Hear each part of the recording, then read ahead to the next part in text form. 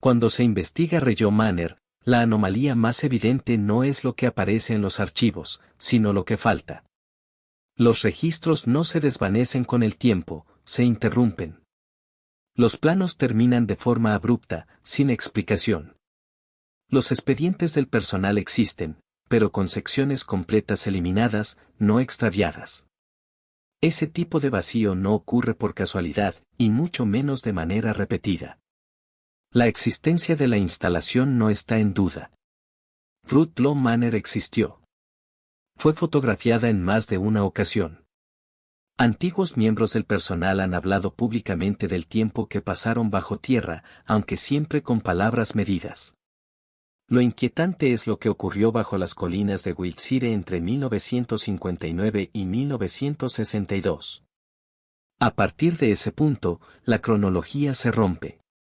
Lo único que sobrevive son fragmentos, unos pocos documentos, anexos que nunca debieron salir del lugar, testimonios aislados de personas que estuvieron allí, casi nunca al mismo tiempo y jamás con la imagen completa.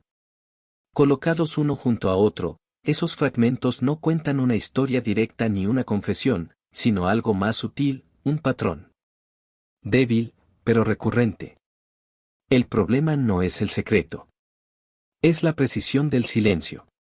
Cuánto tuvo que borrarse para que todo pareciera tan limpio. Los documentos existentes apuntan a un solo evento, a finales de 1958. Lo que sigue ha sido reconstruido a partir de diarios personales reclamados y relatos secundarios. Parte 1. La excavación. Octubre de 1958.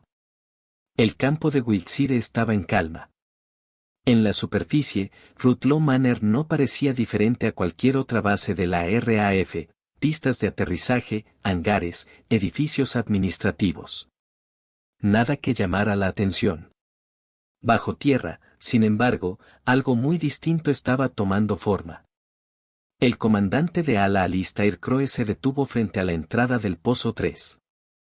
La apertura de acero era desproporcionada, diseñada para soportar presiones que no tenían sentido tan lejos de cualquier zona objetivo designada.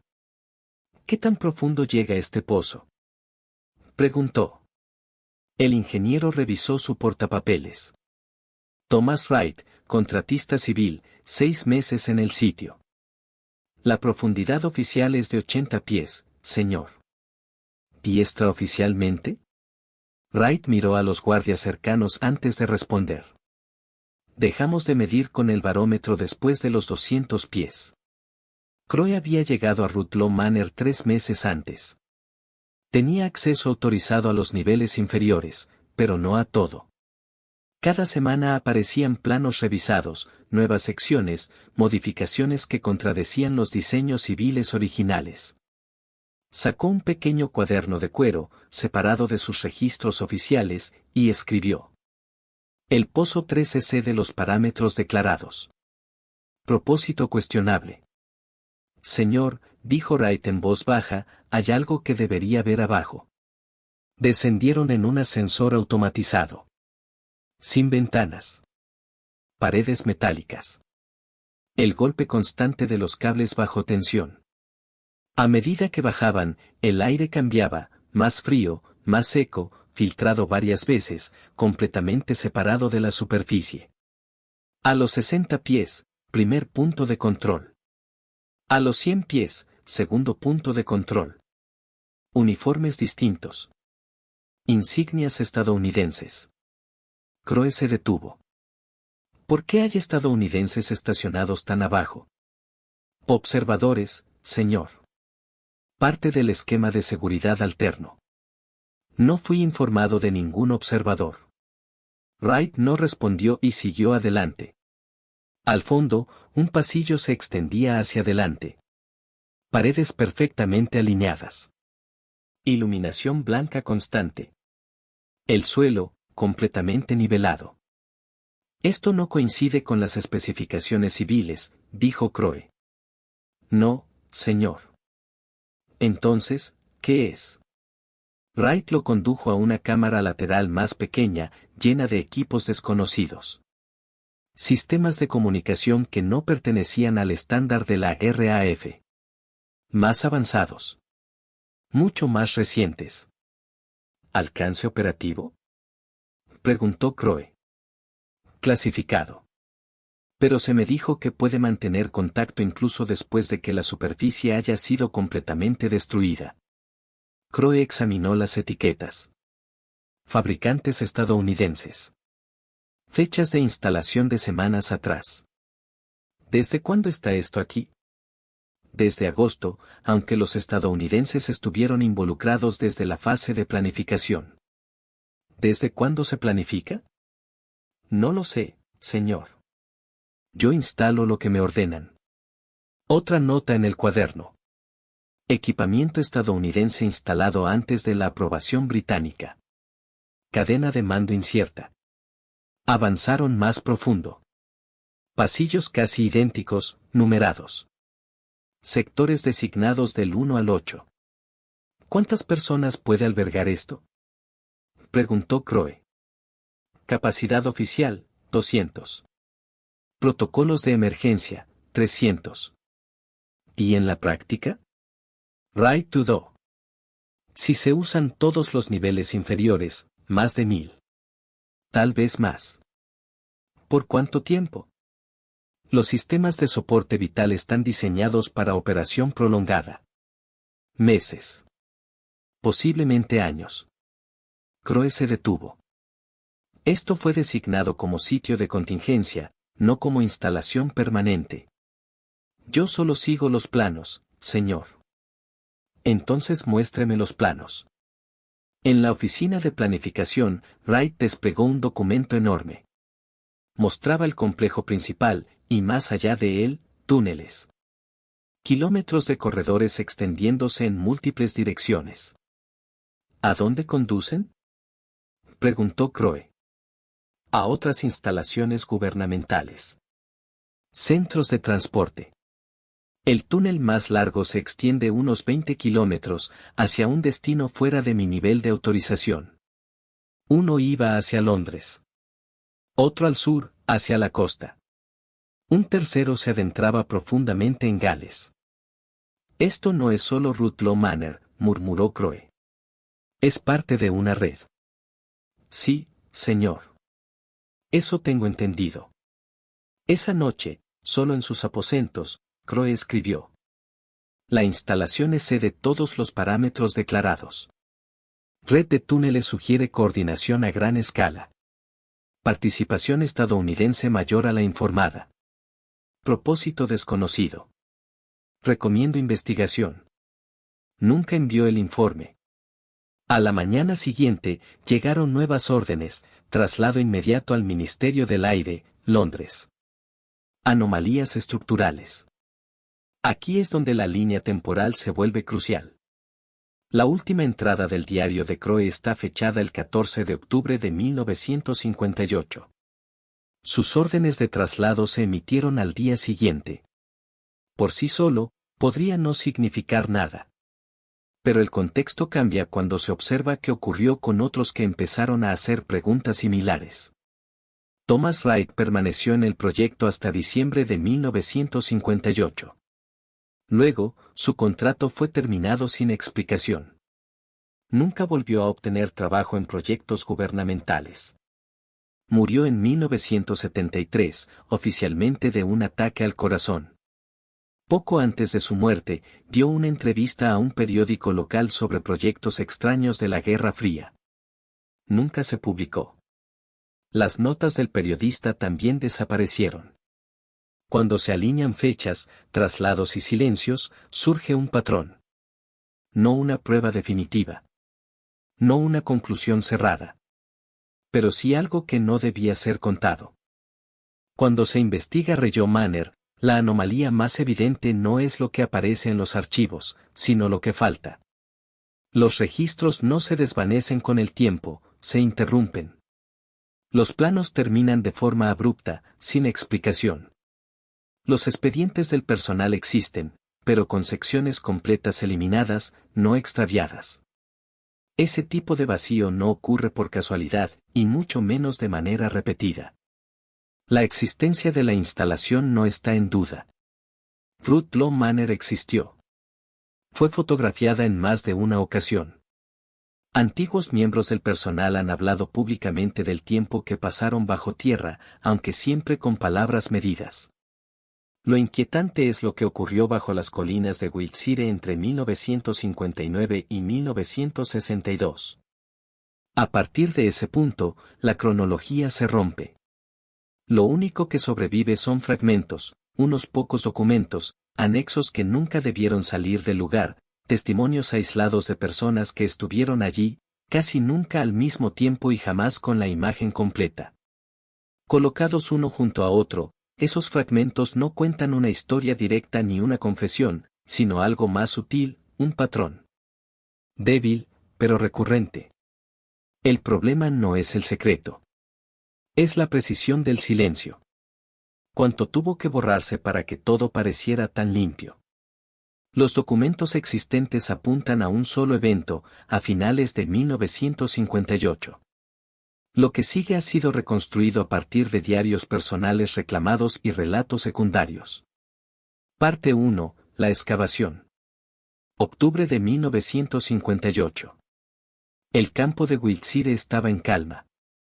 En la superficie, Rutlow Manor no parecía diferente a cualquier otra base de la RAF, pistas de aterrizaje, hangares, edificios administrativos. Nada que llamara la atención. Bajo tierra, sin embargo, algo muy distinto estaba tomando forma. El comandante de ala Alistair Crowe se detuvo frente a la entrada del Pozo 3. La apertura de acero era desproporcionada, diseñada para soportar presiones que no tenían sentido tan lejos de cualquier zona objetivo designada. ¿Qué tan profundo llega este pozo?, preguntó. El ingeniero revisó su portapapeles. Thomas Wright, contratista civil, 6 meses en el sitio. La profundidad oficial es de 80 pies, señor. ¿Y extraoficialmente? Wright miró a los guardias cercanos antes de responder. Dejamos de medir con el barómetro después de los 200 pies. Crowe había llegado a Rutlow Manor 3 meses antes. Tenía acceso autorizado a los niveles inferiores, pero no a todo. Cada semana aparecían planos revisados, nuevas secciones, modificaciones que contradecían los diseños civiles originales. Sacó un pequeño cuaderno de cuero, separado de sus registros oficiales, y escribió. El pozo 3 excede los parámetros declarados. Propósito cuestionable. Señor, dijo Wright en voz baja, hay algo que debería ver abajo. Descendieron en un ascensor automatizado. Sin ventanas. Paredes metálicas. El golpe constante de los cables bajo tensión. A medida que bajaban, el aire cambiaba, más frío, más seco, filtrado varias veces, completamente separado de la superficie. A los 60 pies, primer punto de control. A los 100 pies, segundo punto de control. Uniformes distintos. Insignias estadounidenses. Crowe se detuvo. ¿Por qué hay estadounidenses estacionados tan abajo? Observadores, señor. Parte del esquema de seguridad alterno. No fui informado de ningún observador. Wright no respondió y siguió adelante. Al fondo, un pasillo se extendía hacia adelante. Paredes perfectamente alineadas. Iluminación blanca constante. El suelo, completamente nivelado. Esto no coincide con las especificaciones civiles, dijo Crowe. No, señor. Entonces, ¿qué es? Wright lo condujo a una cámara lateral más pequeña, llena de equipos desconocidos. Sistemas de comunicación que no pertenecían al estándar de la RAF. Más avanzados. Mucho más recientes. ¿Alcance operativo?, preguntó Crowe. Clasificado. Pero se me dijo que puede mantener contacto incluso después de que la superficie haya sido completamente destruida. Crowe examinó las etiquetas. Fabricantes estadounidenses. Fechas de instalación de semanas atrás. ¿Desde cuándo está esto aquí? Desde agosto, aunque los estadounidenses estuvieron involucrados desde la fase de planificación. ¿Desde cuándo se planifica? No lo sé, señor. Yo instalo lo que me ordenan. Otra nota en el cuaderno. Equipamiento estadounidense instalado antes de la aprobación británica. Cadena de mando incierta. Avanzaron más profundo. Pasillos casi idénticos, numerados. Sectores designados del 1 al 8. ¿Cuántas personas puede albergar esto? Preguntó Crowe.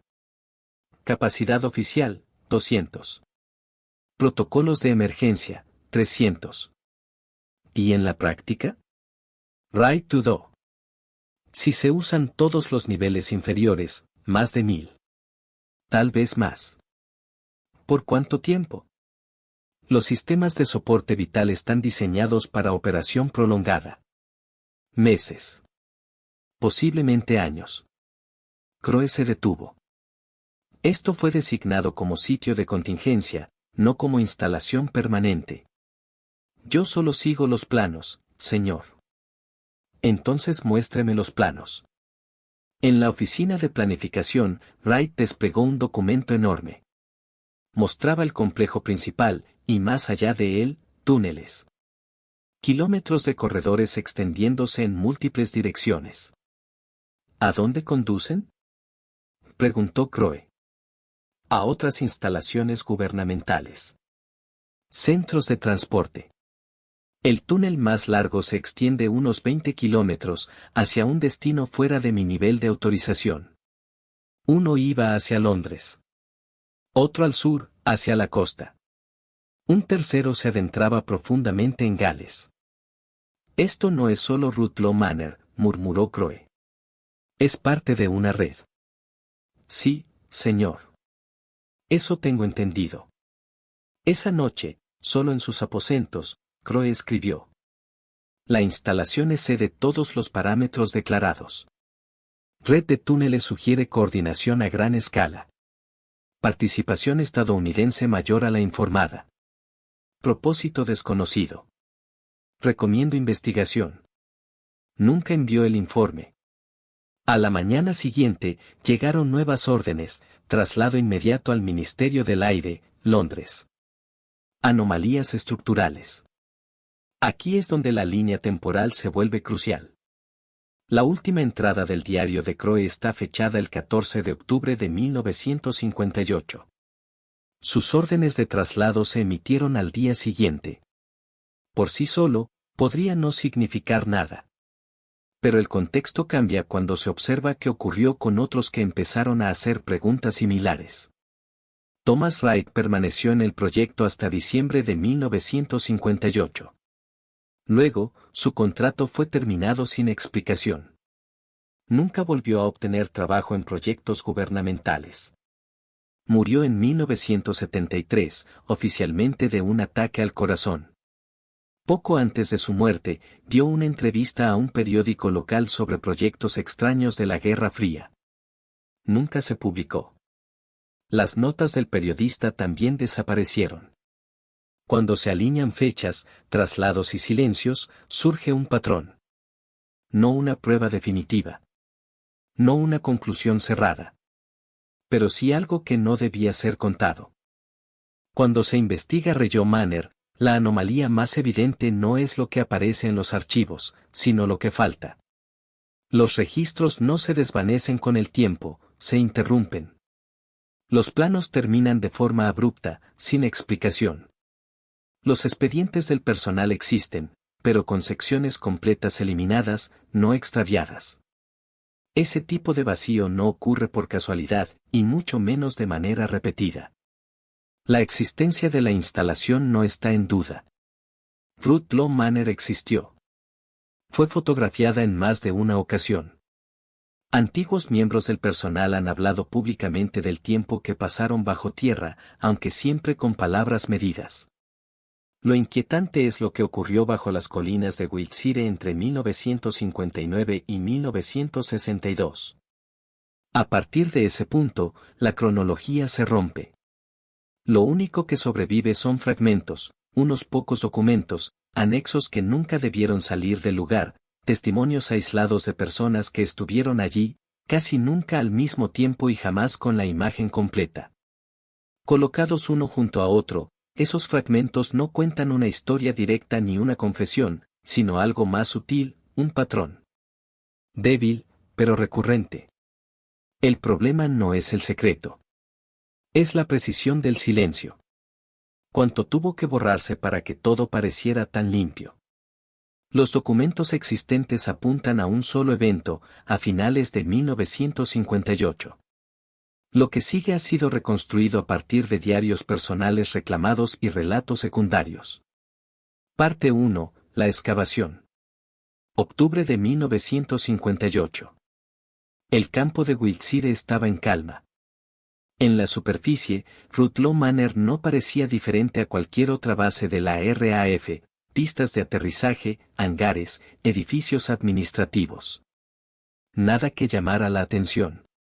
Bajo tierra, sin embargo, algo muy distinto estaba tomando forma.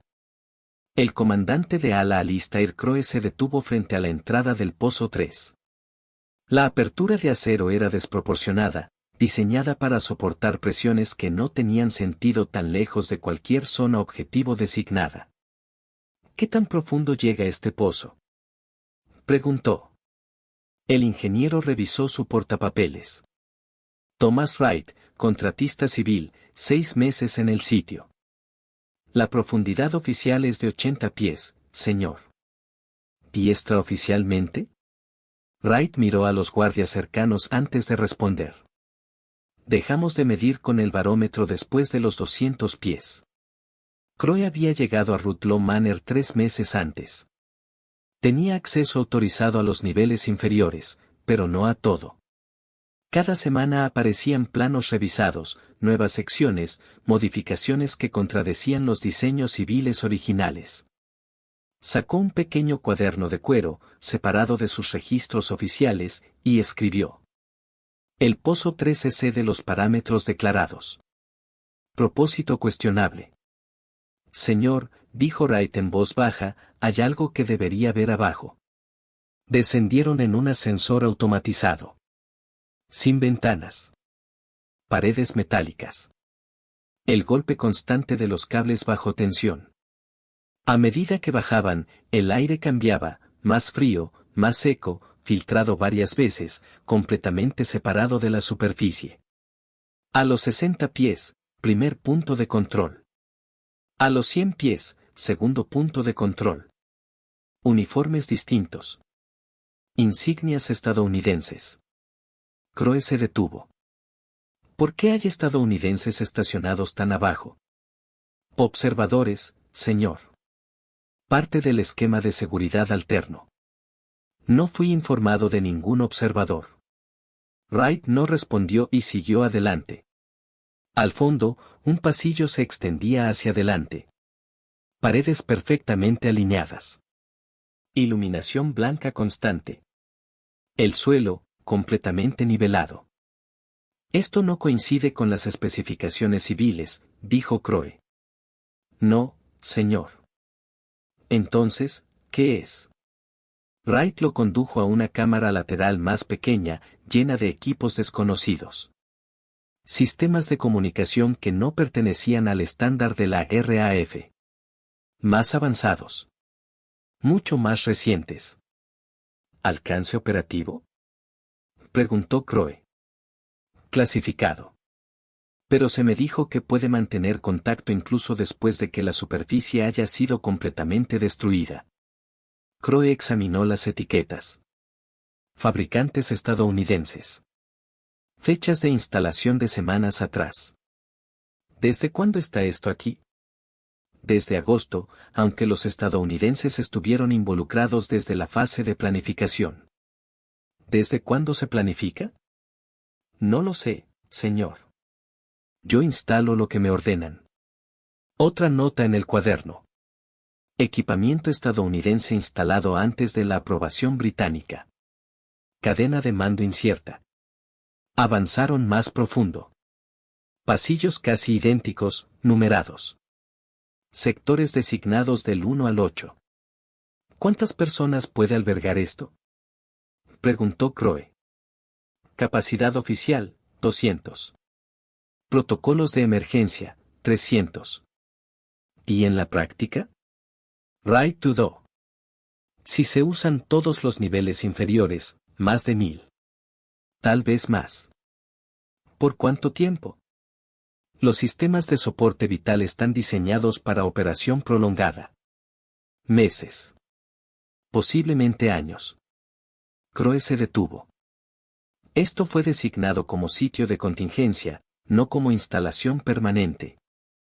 Yo solo sigo los planos, señor. Entonces muéstreme los planos. En la oficina de planificación, Wright desplegó un documento enorme. Mostraba el complejo principal, y más allá de él, túneles. Kilómetros de corredores extendiéndose en múltiples direcciones. ¿A dónde conducen?, preguntó Crowe. A otras instalaciones gubernamentales.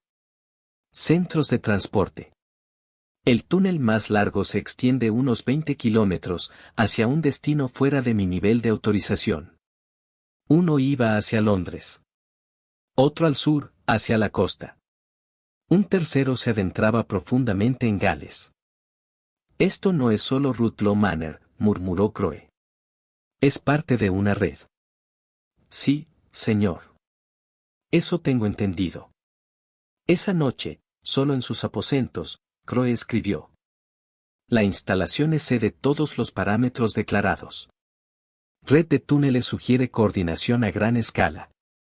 Participación estadounidense mayor a la informada. Propósito desconocido. Recomiendo investigación. Nunca envió el informe.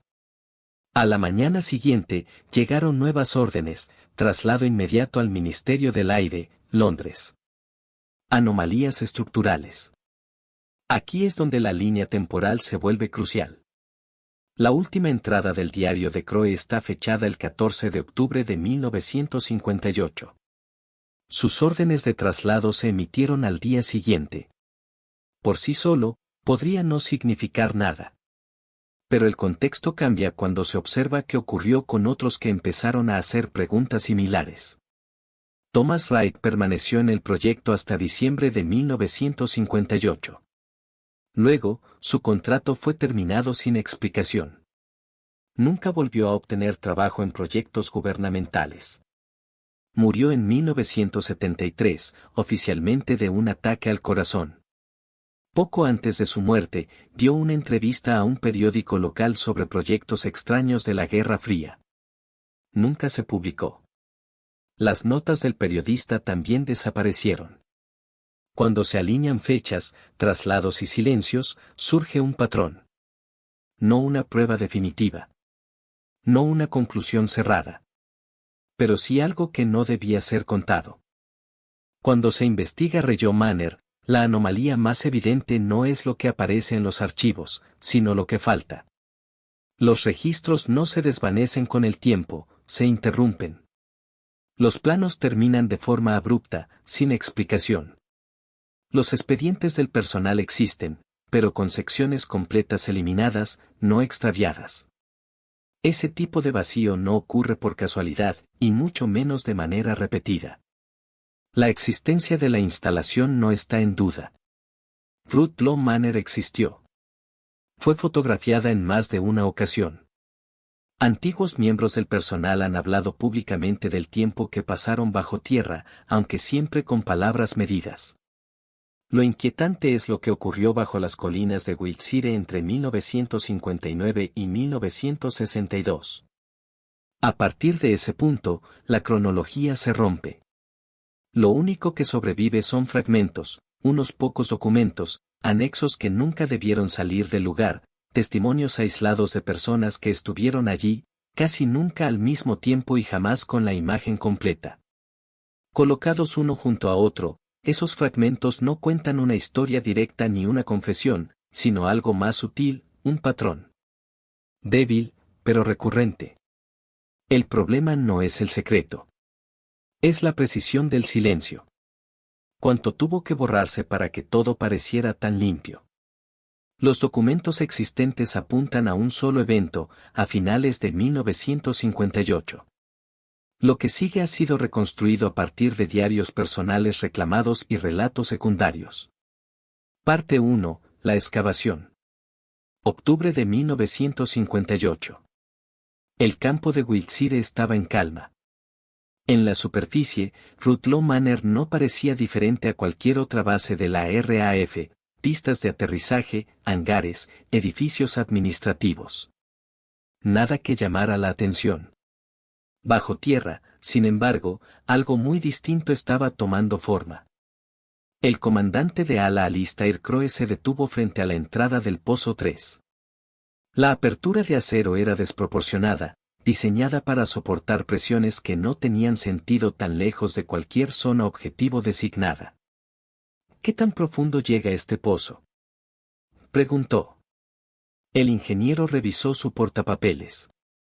Thomas Wright, contratista civil, 6 meses en el sitio. La profundidad oficial es de 80 pies, señor.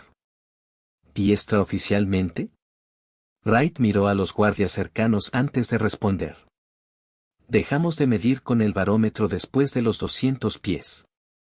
Crowe había llegado a Rutlow Manor 3 meses antes. Tenía acceso autorizado a los niveles inferiores, pero no a todo. Cada semana aparecían planos revisados, nuevas secciones, modificaciones que contradecían los diseños civiles originales.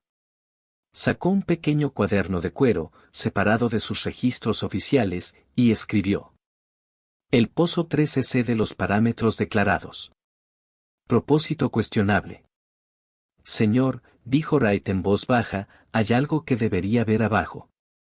Descendieron en un ascensor automatizado. Sin ventanas. Paredes metálicas. El golpe constante de los cables bajo tensión. A medida que bajaban, el aire cambiaba, más frío, más seco, filtrado varias veces, completamente separado de la superficie. A los 60 pies, primer punto de control. A los 100 pies, segundo punto de control. Uniformes distintos. Insignias estadounidenses. Crowe se detuvo. ¿Por qué hay estadounidenses estacionados tan abajo? Observadores, señor. Parte del esquema de seguridad alterno. No fui informado de ningún observador. Wright no respondió y siguió adelante. Al fondo, un pasillo se extendía hacia adelante. Paredes perfectamente alineadas. Iluminación blanca constante. El suelo, completamente nivelado. Esto no coincide con las especificaciones civiles, dijo Crowe. No, señor. Entonces, ¿qué es? Wright lo condujo a una cámara lateral más pequeña, llena de equipos desconocidos. Sistemas de comunicación que no pertenecían al estándar de la RAF. Más avanzados. Mucho más recientes. ¿Alcance operativo?, preguntó Crowe. Clasificado. Pero se me dijo que puede mantener contacto incluso después de que la superficie haya sido completamente destruida. Crowe examinó las etiquetas. Fabricantes estadounidenses. Fechas de instalación de semanas atrás. ¿Desde cuándo está esto aquí? Desde agosto, aunque los estadounidenses estuvieron involucrados desde la fase de planificación. ¿Desde cuándo se planifica? No lo sé, señor. Yo instalo lo que me ordenan. Otra nota en el cuaderno. Equipamiento estadounidense instalado antes de la aprobación británica. Cadena de mando incierta. Avanzaron más profundo. Pasillos casi idénticos, numerados. Sectores designados del 1 al 8. ¿Cuántas personas puede albergar esto?, preguntó Crowe. Capacidad oficial, 200. Protocolos de emergencia, 300. ¿Y en la práctica? Wright dudó.